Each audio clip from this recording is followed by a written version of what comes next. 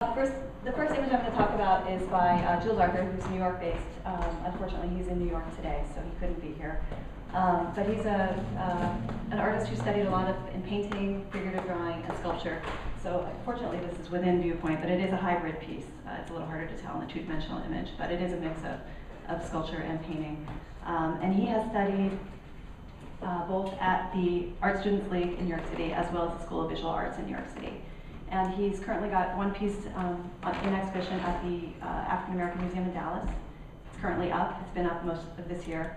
And he also recently won the gold medal in 2D at the National Art Museum of Sport in Indianapolis. So those are two of his major accomplishments in the last year. So going to the work, I'm going to be discussing Gola Dance of Freedom and the portrait of Don Francisco de la Robe and his sons Pedro and Domingo. The interesting part about this piece is this is the only work of art in the Walters exhibition that was of America's origin. I don't mean North America, but I mean it is from the Americas.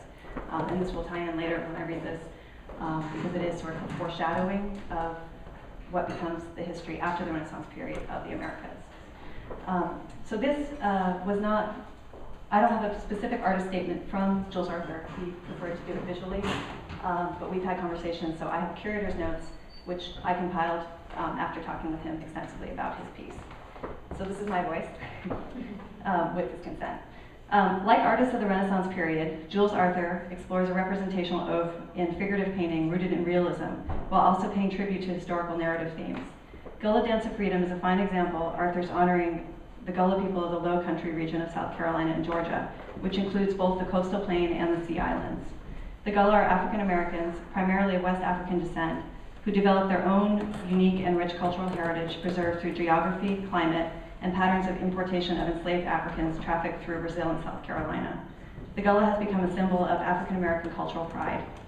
Like the sole piece in the Walters exhibition, Portrait of Don Francisco de Robe and his sons Pedro and Domingo, which originated in the Americas, it's important to include a piece which foreshadows the story that follows the long 16th century and addresses the 17th century economic expansion into the New World.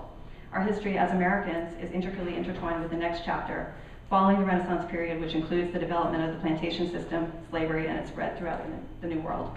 So for me, this is a very important piece because it is honoring what came out of the Gullah culture. It's also included Alvin Ailey's dance company, which I'm sure many of you are familiar with. Those are the dancers portrayed, and that was founded as an all African American dance troupe, I believe in the late 60s, and has been going ever since. So